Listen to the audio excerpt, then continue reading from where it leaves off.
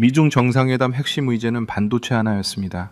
70%, 세계 인공지능 칩 심장을 먹이는 고대 역폭 메모리의 70%가 한국 두 회사 것이에요. 트럼프도 시진핑도 이 숫자를 포기할 수 없었습니다. 중국이 히토리를 들고 나오고 미국이 인공지능 칩 카드를 꺼냈지만 진짜 협상 카드는 한국이 쥐고 있었어요. 아무도 공식적으로 말하지 않았지만 세상이 이미 알고 있는 사실. 지금부터 그 증거를 보여드립니다. 5월 13일이었습니다. 베이징 수도 국제공항 입국장을 나서면서 수첩을 열었어요. 독일 반도체 장비 기업에서 아시아 전략을 담당해 온 지 26년째 되는 해였거든요. 미중 정상회담을 이렇게 가까이서 직접 취재하는 건 처음이었습니다. 수첩 첫 줄에 이미 써놓은 문장이 있었어요. 한국은 독일 장비 없이 아무것도 아니다. 공항을 나오자마자 5월 베이징의 건조한 바람이 먼저 왔습니다. 하늘이 낮았어요. 안개인지 먼지인지 구분이 안 되는 회색 공기 속으로 택시가 도심을 향해 달렸거든요. 라디오에서 속보가 흘러나왔습니다. 미국 무역대표부가 중국이 향후 3년간 매년 수백억 달러 규모의 미국 농산물을 구매하는 합의가 나올 것으로 기대한다고 밝혔다는 내용이었어요. 농산물이라고요? 코웃음이 나왔습니다. 제가 베이징까지 날아온 이유는 그게 아니었거든요. 반도체. 이 미중 정상회담의 진짜 의제는 반도체였어요. 농산물은 표면에 뜬 거품일 뿐이었죠. 인민대회당 정문 앞에 도착한 건 오전 10시가 조금 넘었을 때였습니다. 군 의장대가 길게 도열해 있었고 예포 소리가 광장에 울렸어요. 미국 국가가 흘러나오기 시작했고 광장 저 너머로 학생들이 양국 국기를 흔들고 있었거든요.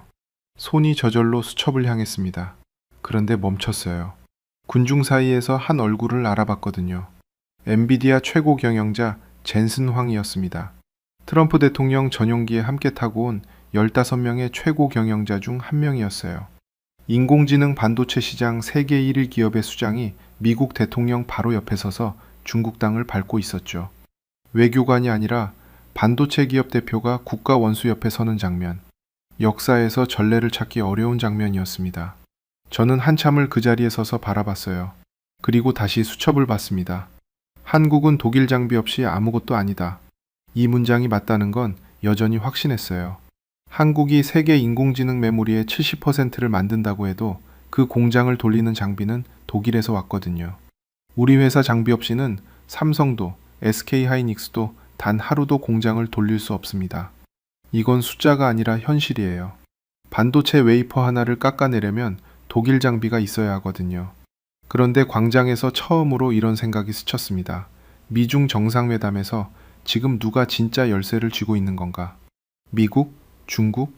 아니면 이 협상장에 이름조차 오르지 않은 어떤 나라? 광장 한편에서 취재진이 달려가는 소리가 났어요. 인민대회당 계단 위에서 트럼프와 시진핑이 손을 맞잡았습니다. 두 사람 뒤로 강요들이 줄지어 서 있었죠. 미중 정상회담이 공식적으로 시작된 순간이었어요. 저는 수첩 첫 줄 아래에 숫자 하나를 더 적었습니다. 세계 인공지능 칩 고대 역폭 메모리의 70%를 두 나라가 협상 테이블에 올려놓고 있었어요. 그런데 그 70%를 실제로 만드는 나라는 협상장 안에 없었거든요. 저는 그 사실이 이상하게 오래 머릿속에 남았습니다. 그날 저녁 베이징 취재 숙소로 돌아오는 길이었어요. 창밖으로 중간중거리 불빛이 지나가고 있었습니다. 중국 최대 기술단지. 저 건물 안 어딘가에서 중국이 그 70%를 빼앗아 오려는 계획을 세우고 있다는 것도 알고 있었어요. 그런데 그 계획이 왜 아직 성공하지 못하고 있는지 다음날 제가 직접 확인하게 됩니다. 다음날 아침이었습니다. 호텔 라운지 창가 자리를 잡았어요. 유리 너머로 중관춘 거리가 내려다 보였거든요. 중국 최대 기술단지. 빌딩마다 로고가 빼곡했습니다. 화웨이, 샤오미, 바이두. 10년 전만 해도 이름조차 몰랐던 기업들이 저 자리에 서 있었어요. 커피가 나왔습니다. 그때 옆 테이블에서 아는 얼굴이 손을 들었어요. 중국 상무부 산하 기술협력국에서 일하는 관리였습니다. 우리 회사 장비를 중국 공장에 납품하는 과정에서 몇 번 마주쳤던 사람이었거든요. 이름은 리칭, 40 초반의 베이징대 출신이었어요. 뮬러 씨, 미중 정상회담 취재하러 오셨어요? 자리를 옮겼습니다. 창가 쪽으로 앉으니 아침 햇살이 유리에 길게 깔렸어요. 리칭은 커피잔을 양손으로 감싸주었습니다. 표정이 여유로웠어요. 이번 회담, 결국 우리가 원하는 걸 얻어낼 겁니다. 반도체 장비, 미국이 중국에 팔지 못하게 막아온 바로 그것이었어요. 중국은 반도체를 직접 설계하고 생산할 기술이 빠르게 올라오고 있었지만 정작 그 반도체를 만드는 장비는 미국과 유럽이 틀어지고 있었거든요. 독일 회사인 우리 장비도 그 안에 포함되어 있었습니다. 장비를 풀어줄 것 같습니까? 물었더니 리칭이 창밖을 한번 보고 말했어요. 트럼프가 원하는 건 농산물이잖아요. 우리는 히토류를 쥐고 있고, 히토류, 갈륨, 게르마늄, 안티모니, 흑연, 반도체를 만드는데 없어서는 안 되는 광물들이에요. 전 세계에서 캐내고 정제하는 양의 약 85%가 중국 손에 있었습니다. 미국이 반도체 기술로 중국을 옥죄면 중국은 히토류 수출을 막는 방식으로 맞받아쳤어요. 이미 2025년부터 갈륨과 게르마늄 수출에 제한을 걸기 시작했거든요. 미국 방산기업과 반도체 제조업체들이 직접 타격을 받기 시작했어요. 그래서 이번 미중 정상회담에서 미국이 히토류 수출 제한을 어느 정도 완화해달라고 요구하고 그 대가로 인공지능 칩 수출 규제를 일부 풀어줄 가능성이 있다는 관측이 나온 거였습니다. 그래서 결국 협상이 성립한다는 얘기군요. 리칭이 고개를 끄덕였어요. 미국은 중국 시장이 필요해요. 중국은 미국 장비가 필요하고 서로 없으면 안 되는 거잖아요. 그때 제가 냅킨을 집어들었습니다. 볼펜으로 숫자 2개를 적었어요. 히토류 85%는 중국이 쥐고 있었습니다. 고대 역폭 메모리 70%는 한국이 만들고 있었어요. 미국이 중국과 협상하려면 결국 이 두 숫자 사이 어딘가에서 타협점을 찾아야 했죠. 리칭이 냅킨을 들여다봤어요. 70% 말씀하시는 거예요? 한국 반도체? 그렇습니다. 이번 협상에서 결국 한국이 열쇠를 준 게 아닐까요? 리칭의 표정이 잠깐 굳었습니다. 그리고 웃었어요. 한국이요? 짧은 한마디였는데 그 안에 꽤 많은 게 담겨 있었어요. 리칭은 커피를 한 모금 마시고 창밖을 봤습니다. 뮬러 씨, 우리가 지금 얼마를 쏟아붓고 있는지 아세요? 75조 원짜리 국부펀드 3기가 지금 반도체에만 들어가고 있어요. 한국이 70%를 쥐고 있다고 해도 그게 영원하리라고 생각하세요? 저는 냅킨을 접었습니다. 솔직히 리칭 말이 틀리지 않았어요. 저도 같은 생각이었거든요. 한국 반도체 기술이 지금 앞서 있는 건 사실이지만 중국이 이 속도로 돈을 붓고 있으면 격차가 줄어드는 건 시간 문제였습니다. 2에서 3년 안에 중국이 따라붙을 것이라고 분석하는 보고서도 이미 여럿 봤어요. 그보다 더 근본적인 문제가 있었습니다. 한국 반도체 공장을 돌리는 장비, 그 장비가 어디서 오는지를 리칭은 잘 모르는 것 같았어요. 우리 회사 장비 없이는 삼성이든 SK 하이닉스든 공장 문을 열 수가 없었거든요. 70%라는 숫자는 결국 독일 장비 위에 세워진 숫자였습니다. 그래서 저는 확신했어요. 미중 정상회담에서 진짜 열쇠는 반도체 장비였고 그 열쇠는 유럽이 쥐고 있었습니다. 한국은 그 장비로 제품을 만드는 나라일 뿐이었어요. 냅킨을 테이블 위에 내려놨습니다. 두 숫자를 한참 내려다봤어요.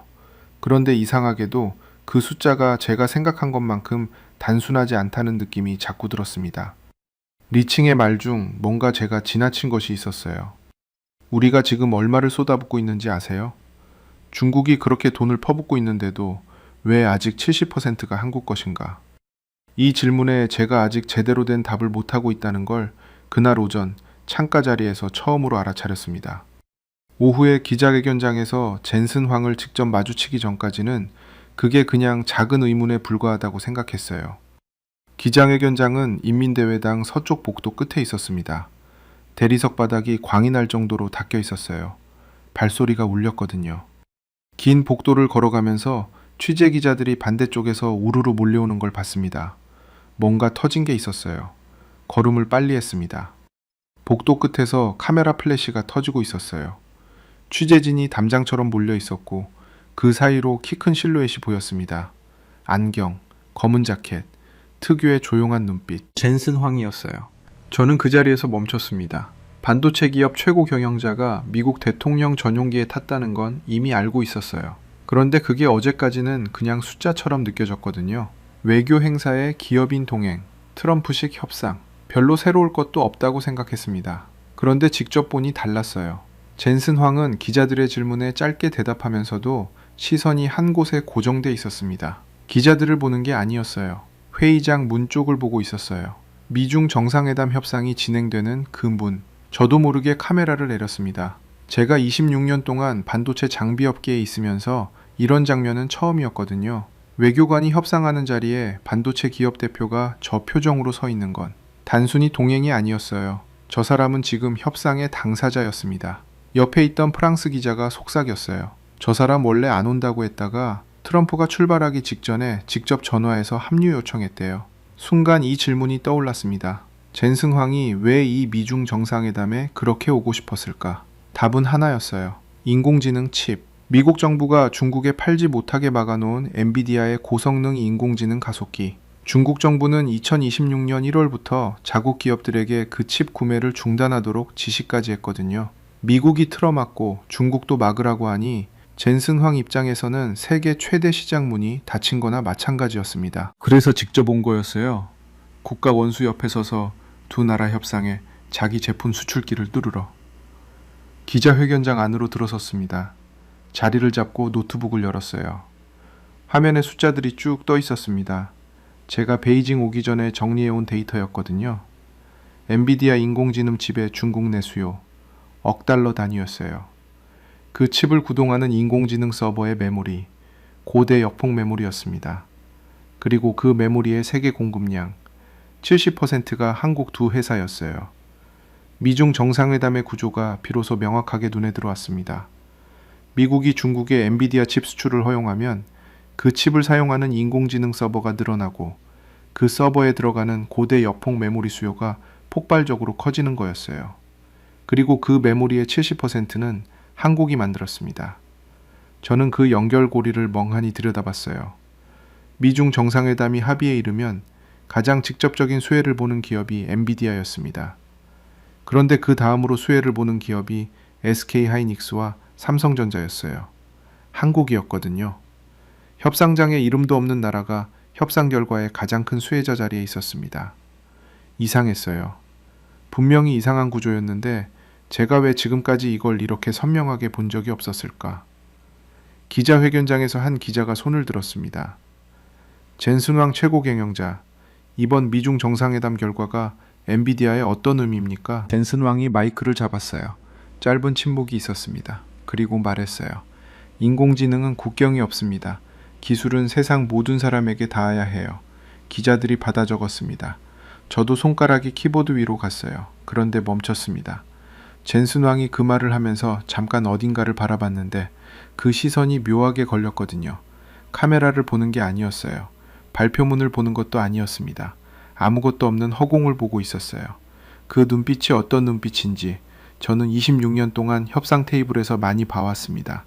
원하는 게 있는데 아직 못 받은 사람의 눈빛이었어요. 그날 오후 저는 숙소로 돌아가지 않았습니다. 택시를 타고 베이징 외곽으로 향했어요. 이 미중 정상회담에서 한국이 어떻게 저 자리에 있을 수 있는지 한 가지를 직접 눈으로 확인하고 싶었거든요. 중국이 75조 원을 쏟아부으면서도 아직 따라잡지 못한 그 기술 격차의 실체를. 베이징 국제전자전시회는 외곽 쪽 전시관에서 열리고 있었습니다. 미중 정상회담이 열리는 날에 맞춰 일정을 잡은 행사였어요. 전 세계 반도체 관련 기업들이 한자리에 모이는 자리였거든요. 택시에서 내리자마자 주차장 가득 각국 취재 차량이 줄지어 서 있는 게 보였습니다. 전시관 안으로 들어서자 냉방이 강하게 돌았어요. 바깥의 베이징 5월 더위가 유리문 하나 사이로 완전히 잘려나갔습니다. 복도 양쪽으로 기업 부스가 이어졌어요. 미국, 일본, 네덜란드, 독일. 우리 회사 부스도 복도 오른쪽에 크게 자리 잡고 있었거든요. 동료들이 방문객을 응대하는 모습이 보였습니다. 손을 들어 인사하고 지나쳤어요. 한국 부스는 복도 끝에 있었습니다. 멀리서 보면 다른 부스와 크게 달라 보이지 않았어요. 파란 계열 로고, 대형 화면, 제품 모형. 그런데 가까이 다가갈수록 뭔가 달랐거든요. 사람이었어요. 다른 부스보다 사람이 훨씬 많았습니다. 그것도 그냥 구경꾼이 아니었어요. 노트를 들고 메모하는 사람, 태블릿으로 화면을 찍는 사람, 담당자를 붙잡고 질문하는 사람들이 빼곡했습니다. 천천히 걸어 들어갔어요. 부스 한가운데 투명 케이스 안에 웨이퍼가 전시돼 있었습니다. 얇디 얇은 원형 실리콘판. 저도 수도 없이 봐온 물건이었어요. 그런데 이건 달랐거든요. 케이스 옆에 붙은 설명을 읽었습니다. 고대 여폭 메모리 4세대, 현존 최고 사양. 담당자가 다가왔어요. 한국 사람이었습니다. 30 중반쯤 돼 보이는 남자였어요. 이름표에는 박진우라고 적혀 있었습니다. 독일에서 오셨어요?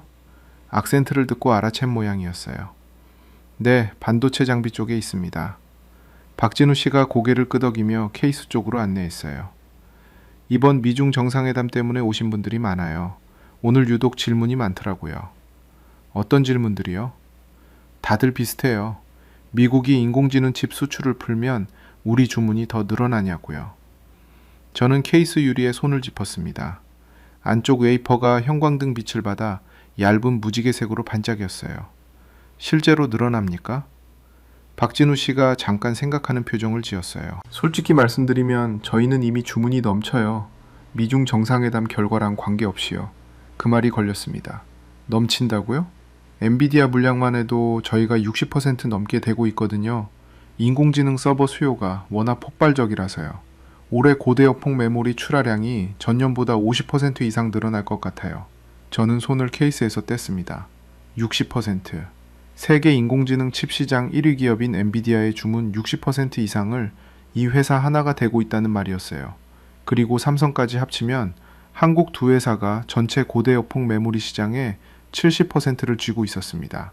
이 숫자를 머리로는 알고 있었어요. 그런데 이 사람 입에서 직접 들으니 달랐거든요. 숫자가 아니라 현실이 됐습니다. 직접 만져봐도 됩니까? 박진우 씨가 잠깐 제 손을 봤어요. 그리고 케이스 옆 서랍에서 면장갑을 꺼내 내밀었습니다. 받았어요. 끼려다가 멈췄습니다.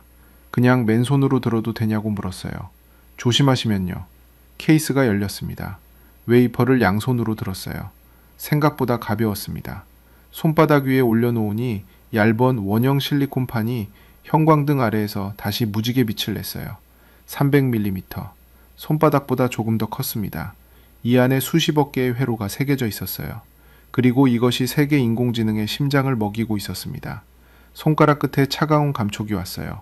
실리콘 특유의 냉기였거든요. 미세하게 표면에 질감이 있었습니다. 아주 가는 격자무늬. 맨눈으로는 보이지 않는 회로들이 손끝으로 느껴지는 것 같았어요. 잠시 아무 말도 못했습니다. 박진우 씨가 옆에서 조용히 말했어요. 저 2016년에 이 회사 들어왔어요. 그때 고대 여폭 메모리 1세대 개발하던 시절이었는데 지금 보면 격세지감이에요. 중국이 따라잡을 수 있을 것 같습니까?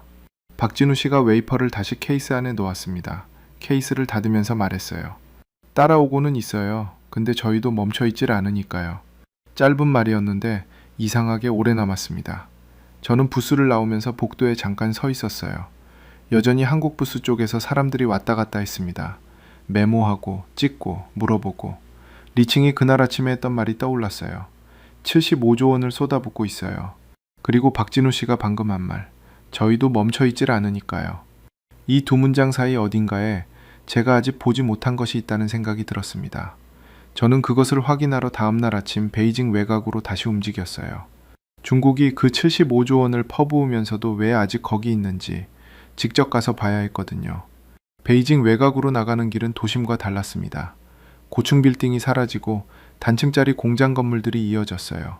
도로 양쪽으로 화물차가 줄지어 서 있었고 아스팔트 위에 흰 먼지가 깔려 있었습니다.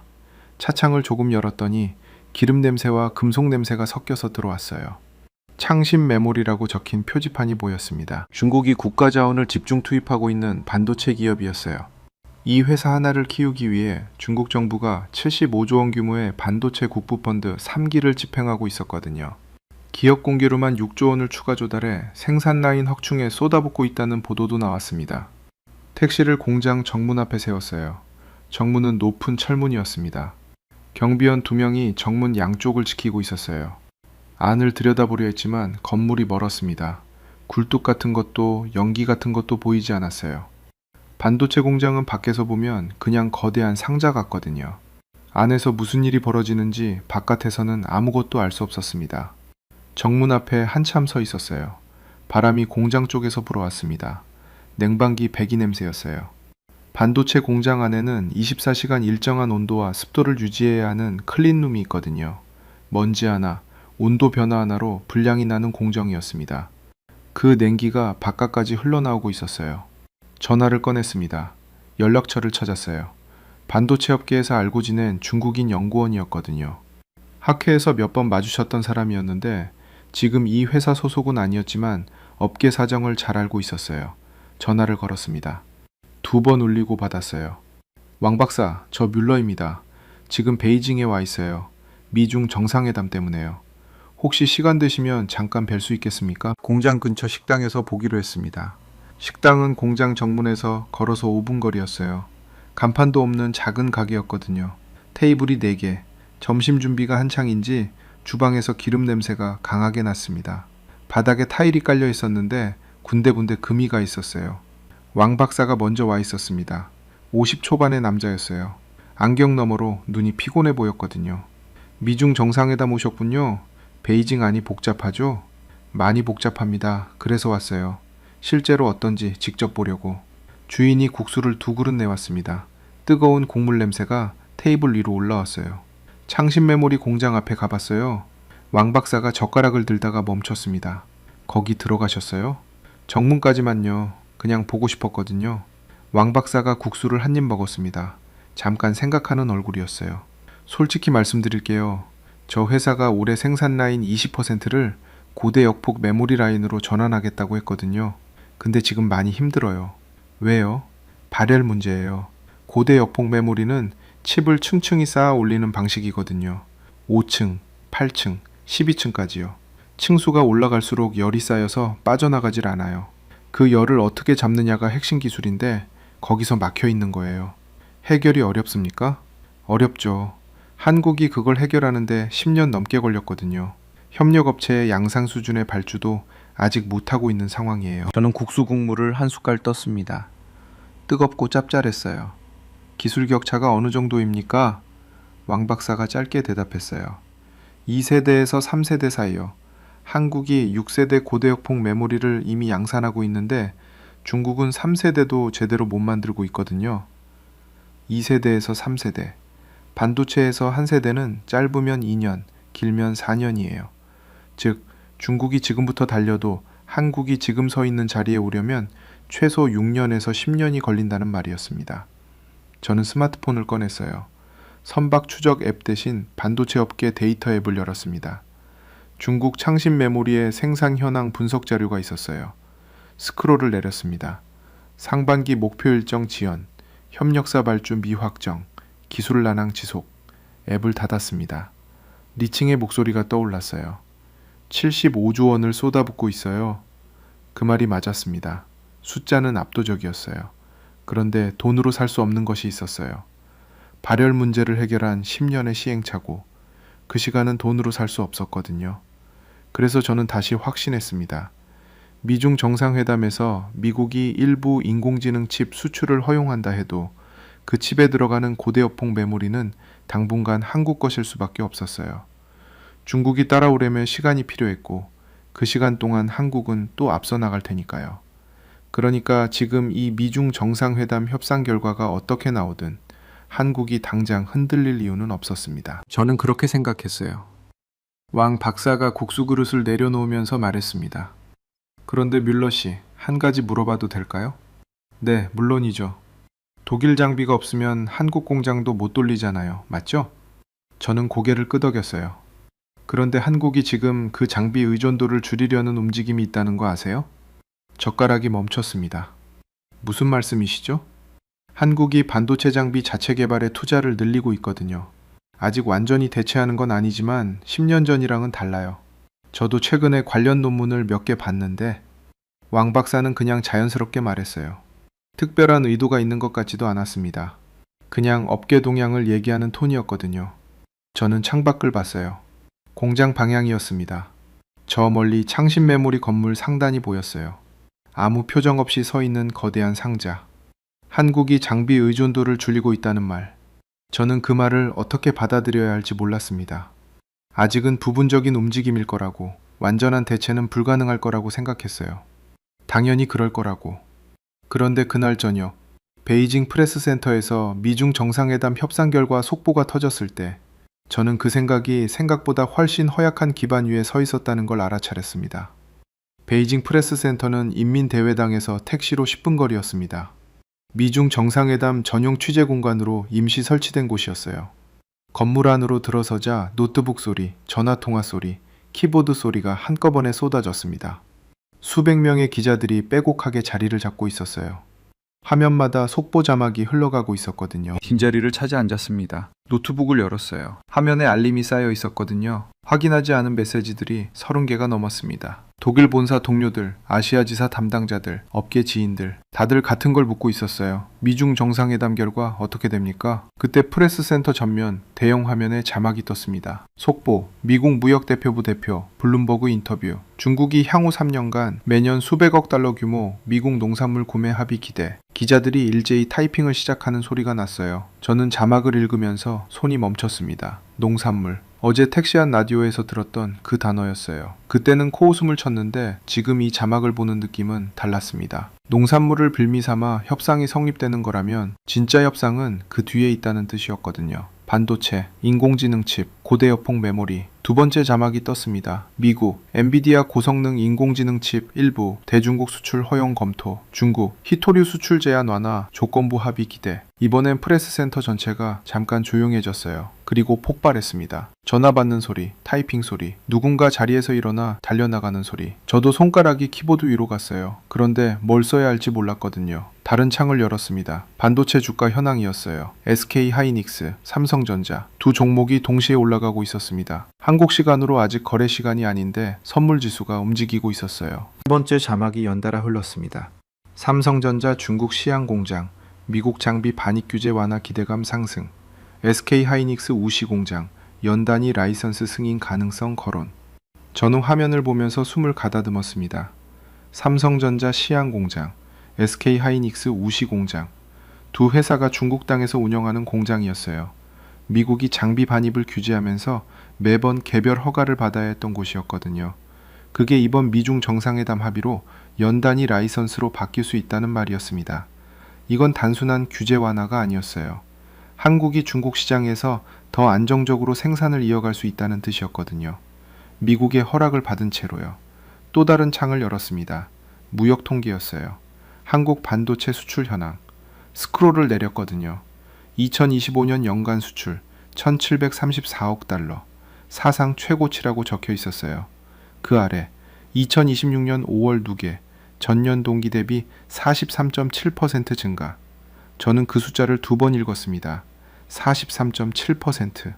미중 갈등이 가장 격화됐던 시기에, 이란 전쟁으로 에너지 위기가 이어지던 시기에, 세계 공급망이 흔들리던 그 시기에 한국 반도체 수출이 43.7% 늘어났다는 거였어요.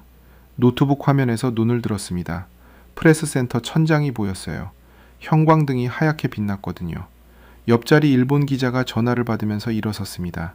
뒤쪽에서 누군가 영어로 크게 말하는 소리가 들렸어요. 서울은 어떻게 반응하고 있습니까? 전화 너머에서 대답하는 소리는 들리지 않았지만 묻는 사람의 표정이 굳어 있었거든요. 모두가 한국을 보고 있었습니다. 저는 노트북을 닫았어요. 그리고 자리에서 일어났습니다. 가방을 들고 프레스센터 문을 열고 나왔어요. 바깥은 이미 저녁이었습니다. 5월 베이징의 하늘이 짙은 주황색으로 물들어 있었어요. 건물 너머로 해가 막 넘어가는 중이었거든요. 광장 쪽으로 걸었습니다. 넓은 광장이었어요. 낮에 군중이 몰렸던 그 자리가 이제 텅 비어 있었습니다. 바람이 낮보다 서늘해졌어요. 광장 바닥에 돌들이 저녁빛을 받아 붉게 물들어 있었거든요. 멈춰 섰습니다. 머릿속에서 숫자들이 계속 돌았어요. 70, 85, 1734, 43.7, 2세대부터 3세대까지, 75조. 이 숫자들이 각각 따로 있을 때는 분석이 됐어요. 정리가 됐고 설명이 됐고 결론도 나왔습니다. 그런데 지금 이 광장에 서서 보니 이 숫자들이 하나의 그림을 그리고 있었어요. 미중 정상회담이 어떻게 결론이 나든, 미국이 이기든 중국이 이기든, 규제가 풀리든 안 풀리든 어떤 경우에도 한국이 손해를 보지 않는 구조.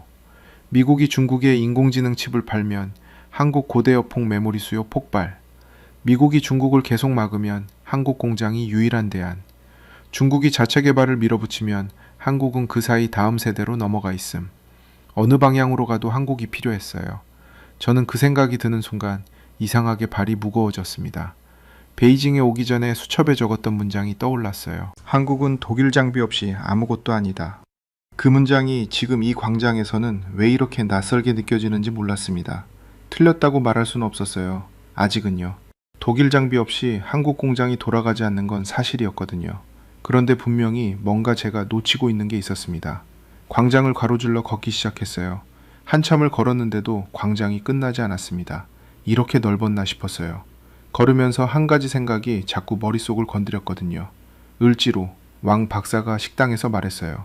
한국이 반도체 장비 자체 개발에 투자를 늘리고 있다고, 10년 전이랑은 다르다고, 그리고 박진우 씨가 전시회 부스에서 했던 말, 저희도 멈춰있질 않으니까요. 다음날 아침 비행기로 서울에 갔습니다. 한국 반도체의 뿌리가 어디서 왔는지 직접 확인하고 싶었거든요. 미중 정상회담 취재라는 원래 목적에서 한참 벗어난 행동이었어요. 그런데 그날 광장에서 느낀 것이 제 발을 서울로 움직였습니다. 서울 을지로에 도착한 건 이른 아침이었습니다. 베이징에서 첫 비행기를 탔어요. 인천공항에서 지하철을 타고 을지로 3가에 내렸거든요. 골목 입구에 서자마자 냄새가 먼저 왔습니다. 금속가루 냄새, 기계 기름 냄새, 그리고 어딘가에서 나는 용접 불꽃 냄새. 베이징 반도체 공장 앞에서 맡았던 냉방기 배기 냄새와는 완전히 달랐어요. 골목이 좁았습니다. 간판들이 촘촘했어요. 볼트 가게, 나사 가게, 절삭 공구 가게, 정밀 부품 가게. 가게마다 문이 열려 있었고 안에서 기계 돌아가는 소리가 흘러나왔습니다. 이른 아침인데도 골목 안이 이미 살아 있었어요. 안쪽으로 걸어 들어갔습니다. 골목이 꺾이는 자리에 작은 공방이 있었어요. 미닫이 유리문, 문 위에 낡은 간판이 달려 있었는데 글씨가 반쯤 지워져 있었거든요. 정밀 부품, 그 두 글자만 남아 있었습니다. 문을 열었어요. 안은 생각보다 넓었습니다. 천장이 낮았고 산에 부품들이 빼곡하게 쌓여 있었어요. 한쪽 구석에 선반 기계가 돌아가고 있었거든요. 소리가 규칙적이었습니다. 리드미컬하게, 쉬지 않고. 기계 앞에 노인이 앉아 있었어요. 이른 중반쯤 돼 보이는 남자였습니다. 흰 머리카락, 작업복, 눈에 돋보기. 손이 기계 위에서 천천히 움직이고 있었어요. 저를 보더니 기계를 멈추지 않고 고개만 들었습니다. 뭐 찾으세요? 한국말을 몰랐어요. 그래서 번역 앱을 켰습니다. 정밀 부품 만드시는 분이라고 해서요. 잠깐 여쭤봐도 될까요? 번역된 한국어를 보여주자 노인이 기계를 껐어요. 의자를 돌렸습니다. 그리고 저를 한번 위아래로 봤어요. 외국 사람이네. 고개를 끄덕였습니다. 독일에서 왔습니다. 반도체 장비 일을 해요. 한국 반도체 기술이 어디서 출발했는지 알고 싶었습니다. 노인이 잠깐 생각하는 표정을 지었어요.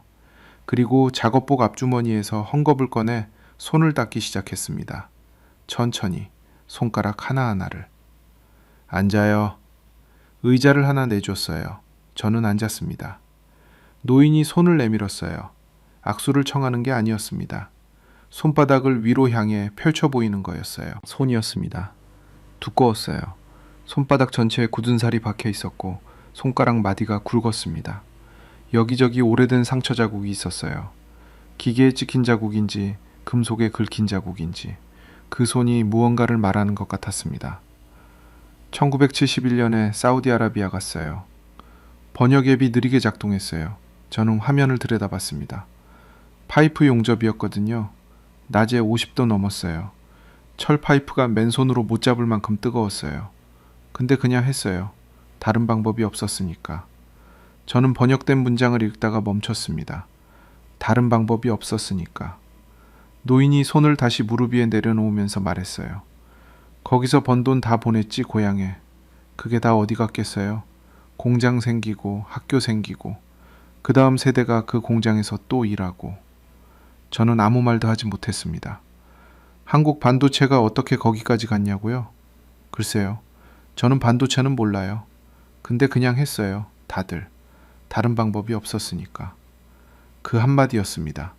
가슴 어딘가가 조여들었어요. 무슨 감정인지 정확히 몰랐거든요.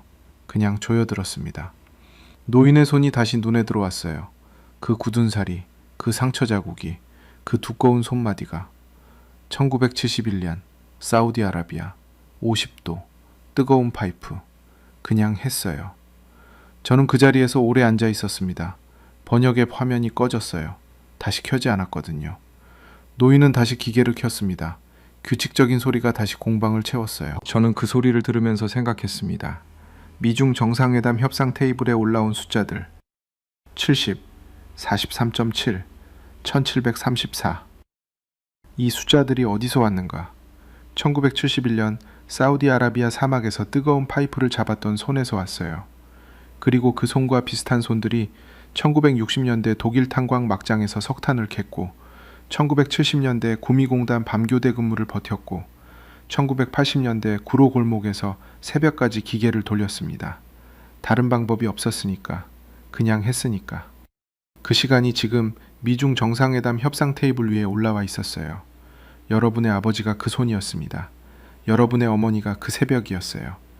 지금 미국과 중국이 서로 가지려고 싸우는 그 기술, 그게 어디서 왔는지 두 강대국 중 아무도 정확히 모를 거예요. 하지만 이 을지로 골목에 서 있으면 알 수 있었습니다. 다른 방법이 없어서 그냥 했던 사람들에게서 왔거든요. 오늘도 이 골목에서 묵묵히 자리를 지키고 계신 여러분, 그 손이 이 나라를 여기까지 데려왔습니다. 공방을 나왔어요. 을지로 골목이 이제 완전히 깨어나 있었습니다. 오토바이가 좁은 골목을 비집고 지나갔어요. 누군가 쇠를 두드리는 소리가 났습니다. 규칙적이고 단단하고 지치지 않는 소리였거든요. 저는 골목 어귀에 서서 수첩을 꺼냈어요. 손이 떨렸습니다. 왜 떨리는지 몰랐어요. 차갑지도 않았는데. 손가락으로 수첩 첫 페이지를 폈습니다. 한국은 독일 장비 없이 아무것도 아니다. 그 문장을 오래 들여다봤어요. 입이 열렸습니다. 그런데 말이 나오지 않았어요. 목 안에서 뭔가가 걸렸거든요. 다시 열었습니다. 틀렸습니다. 처음에는 거의 소리가 나지 않았어요. 그래서 한 번 더 말했습니다. 제가 틀렸습니다. 골목 소음 속으로 그 말이 흡수됐어요. 아무도 듣지 못했을 거였습니다. 그래도 괜찮았어요. 그 말은 제가 들으면 됐거든요. 노인의 손이 자꾸 눈앞에 어른거렸습니다. 수첩을 덮었어요. 덮으면서 손에 힘이 들어갔습니다. 그 손이, 그 굳은 살이, 그 뜨거운 파이프가 떠올랐어요. 눈이 뜨거워졌거든요. 인천공항으로 가는 지하철을 타기 전까지 저는 을지로 골목 어귀에서 한참을 움직이지 못했습니다. 인천공항 출국장 의자에 앉았습니다. 독일행 비행기 탑승까지 1시간 반이 남아 있었어요. 공항 천장이 높았거든요. 채광창으로 5월 아침 햇빛이 비스듬하게 들어오고 있었습니다. 카운터 앞에 사람들이 줄을 서고 있었어요. 짐을 끄는 바퀴 소리, 안내방송 소리, 아이 우는 소리가 공항 안을 채웠습니다. 가방을 무릎 위에 올려놓았어요. 수첩을 꺼냈습니다. 첫 페이지를 펼쳤어요. 베이징 가기 전에 적어뒀던 문장이 거기 있었습니다. 한국은 독일 장비 없이 아무것도 아니다.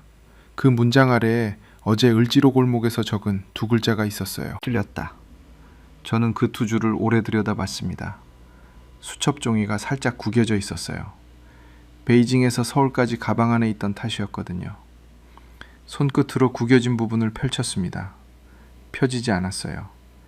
이미 주름이 잡혀버린 종이는 원래대로 돌아오지 않았거든요.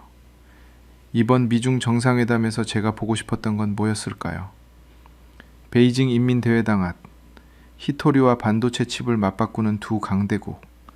그 협상 결과가 어떻게 나오든 독일 장비 없이는 아무것도 안 된다는 걸 확인하러 갔던 거였습니다.